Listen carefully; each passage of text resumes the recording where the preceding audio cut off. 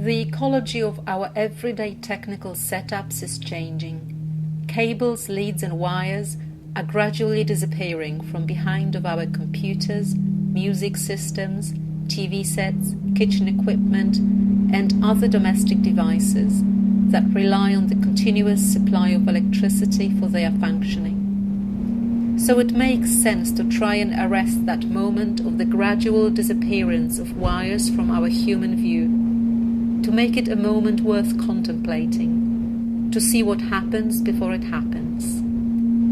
The curators of the 20 Minutes into the Future website boldly announce that wired connections will exist for only the largest of machines. The common man will never need to use a wire for connectivity or indeed for power. The cable tie will be found only in museums. The disappearance of cables from our lives is inevitable. This futuristic dream is fueled by the desire of the technoscience industry to make technology friendlier and more intelligent. Any visible technological aspects of machines are disguised in an effort to make them look and behave more like us. This ends up mystifying the technological process even further, as a result of the delegation of our everyday existence to the experts, designers and technocrats. But the ambition to make the cable disappear only applies to smaller domestic and office spaces. While more and more people rely on portable electronic devices to perform the few functions they do every day, social networking, text messaging, internet shopping, email, Facebook has invested in a 10,000-kilometer Asian undersea cable project. Google is involved in financing an undersea cabling system called Unity between Asia and the US. Yet wires and cables are still with us in our domestic and office spaces, forming part of the accidental aesthetics of everyday life.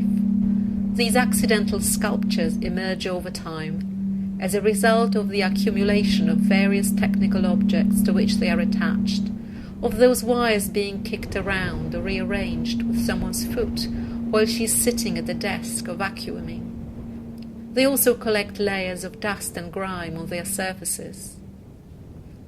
If conscious aesthetic decisions are ever made about wire arrangements, they are usually focused on minimizing the visibility and presence of wires, gathering them into a holder, pushing or pinning them behind furniture or along skirting boards. Wire tangles and knots serve as a testament to the everyday struggle between order and chaos in everyday media ecologies. They are intrusions into the minimalist or functionalist arrangements of our living or work spaces, a material reminder of the technological excess that can't be swept away. But cables and wires are also a way of domesticating entanglement, stilling it, making it present. This aesthetic presencing of the wired tangle therefore has an ethical dimension too. It's a demand placed on the human inhabitant of domestic or office spaces by second-rate objects connected to other objects. If today, if you are not often wired, you supposedly don't exist, the knots and entanglements of cables prompt us to inquire what such different forms of being wired entail.